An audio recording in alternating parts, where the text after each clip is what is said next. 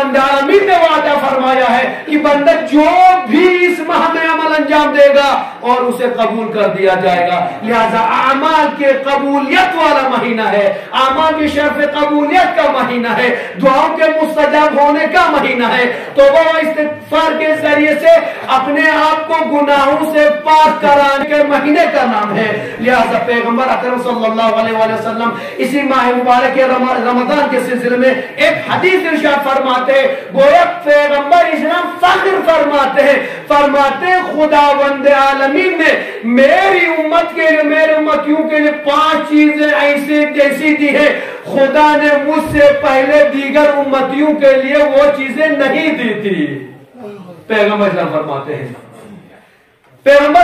خداوند عالمین نے اس امت کے لیے, میری امت کو ماہ مبارک رمضان میں پیغمبر فرماتے ہیں 5 ایسی چیزیں عطا کی ہے کہ خدا نے اس سے پہلے کسی نبی کو, کسی امتی کو عطا نہیں کیا تھا.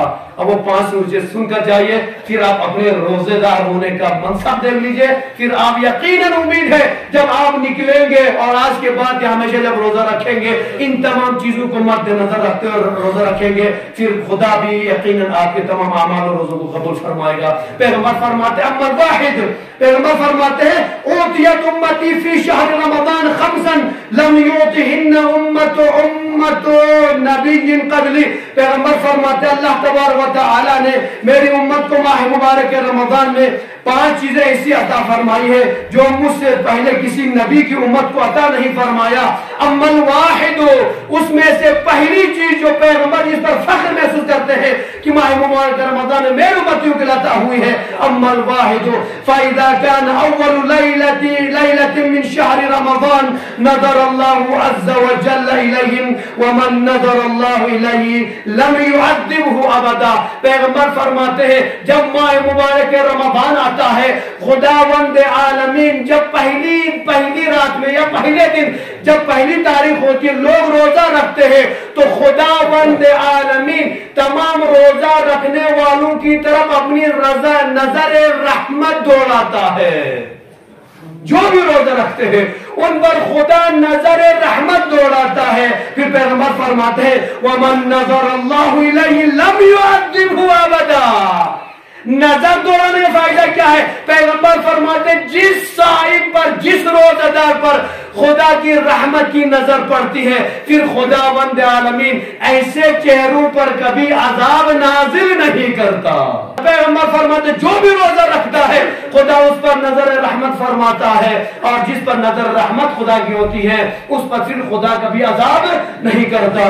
دوسری چیز پیغمبر فرماتے ہیں جب افطار کا وقت آتا ہے, جانے کے پچھلے خطبے میں افطاری کی بات بتایا تھا کہ آپ لوگ ایسا نہ ہو جائے کہ بس دن بھر روزہ رکھے تو ماں بہنوں کو غصہ اتار دے, گرم مزاج نہ ہو جائے نارمل طریقے سے. لہذا فتوی بتایا تھا کہ پہلے نماز پڑھے پھر روزہ کھولے. لہذا پیغمبر اسلام فرماتے ہیں جو میری امتیوں کے لیے خدا نے خاص تحفہ دیا ہے وہ دوسرا تحفہ یہ ہے کہ جب افطاری کا وقت نزدیک ہوتا ہے اور روزہ دار کے منہ سے جو بھوک کی وجہ سے آتی ہے, یقیناً نیماچار اس کم سے کیا مزہ ہو تو شام تک ایک اسمیل آتی ہے منہ سے, وہ بھوک اور پیاس کی وجہ سے.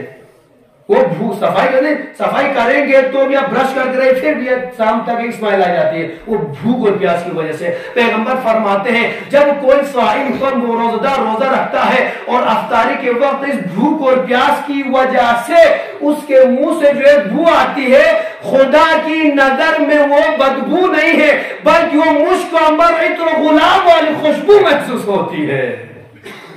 مرتبہ سمجھا روزہ دار اپنا. پیغمبر فرماتے ہیں اللہ کے نزدیک مشک کی خوشبو سے بھی بہتر ہے. مشک سب سے بہترین جو خوشبو میں سب سے بہترین مشک کی خوشبو مانی جاتی ہے. لہذا اس کی خوشبو سے بہتر میں اس سے بھی اچھی خوشبو آ جاتی ہے. لہذا یقیناً تیسری چیز پیغمبر فرماتے ہیں وَأَمَّا الثَّالِثُ فَإِنَّ الْمَلَائِكَةَ يَسْتَغْفِرُونَ لَهُمْ فی لیلہم و نہارہم. پیغمبر فخر کرتے ہوئے فرماتے ہیں کہ خدا نے جو میرے امتیوں کے لیے تحفہ دیا ماہ مبارک رمضان میں مجھ سے پہلے کسی نبی کو امتیوں کو نہیں دیا. وہ تیسری چیز یہ ہے کہ جب میرا چاہنے والا خدا کے حکم سے روزہ رکھتا ہے تو خدا کے ملائکہ ان کے لیے شب و روز توبہ و استغفار کرتے ہیں. مرتبہ عزاداروں کا. یقیناً پیغمبر فرماتے خداوند عالمین کی طرف سے جو حکم پر معمول فرشتے ہیں وہ اس روزدار کے لیے، اس صائم کے لیے شب و روز استغفار کرتے ہیں. لہذا اسی لیے تو معصوم نے فرمایا کہ اگر کوئی بندہ اس ماہ مبارک رمضان میں بخشا نہ جائے اور رمضان کا مہینہ ختم ہو جائے پھر بھی اس کے گناہ اس کی گردن پر رہ جائے، اس سے بڑا شقی اور بدبخت انسان کوئی ہو ہی نہیں سکتا. اسی لیے کہ خود بھی توبہ کر رہا ہے، خود بھی استغفار کر رہا ہے، اور خدا کے ملائکہ اس روزدار کے لیے توبہ کر رہے ہیں، اس روزدار کے لیے استغفار کر رہے ہیں، پھر بھی وہ بخشا نہیں جا رہا ہے، تو وہ سب سے بڑا بدبخت اور شقی انسان. چوتھی چیز پیغمبر فرماتے اللہ تعالیٰ جنت کو حکم دیتا ہے، پاک پروردگار جنت کو حکم دیتا ہے، حکم دیتے فرماتا ہے کہ میرے بندوں کے لیے آراستہ ہو جاؤ. ساری دنیا جنت کی مشتاق ہوتی ہے اور جنت روزہ داروں کی مشتاق ہوتی ہے. آپ سمجھ سکتے خدا حکم دیتا ہے تیار ہو جاؤ، سجدت جاؤ، ایک صائم کے لیے جگہ فراہم کرو، ایک صائم کے لیے جگہ عطا کرو. لہذا یقیناً ناظرین گرامی ہم سب جنت کے لیے کتنے تڑپتے ہیں، لیکن جنت روزہ داروں کی آمد کے لیے جنت کی خواہش رہتی ہے. پانچویں چیز پیغمبر فرماتے ہیں، پانچویں فرماتے ہیں وَأَمَّا الْخَامِسَةُ فَإِذَا كَانَ آخِرُ لَيْلَةٍ غفر لهم جميعا. پیغمبر فرماتے خدا کی طرف میرے امتیوں نے پانچواں تحفہ ہے ماہ مبارک رمضان میں، وہ یہ ہے، پانچویں فضیلت یہ ہے کہ میری امت کو دی ہے جو خدا نے، وہ یہ ہے کہ جب ماہ مبارک رمضان کی آخری رات آتی ہے، رمضان گزر گیا آخری رات آ گئی، شب عید آ گئی، تو پروردگار عالم جتنے بھی صائمین ہیں سب کی مغفرت کر دیتا ہے، سب کو معاف کر دیتا ہے.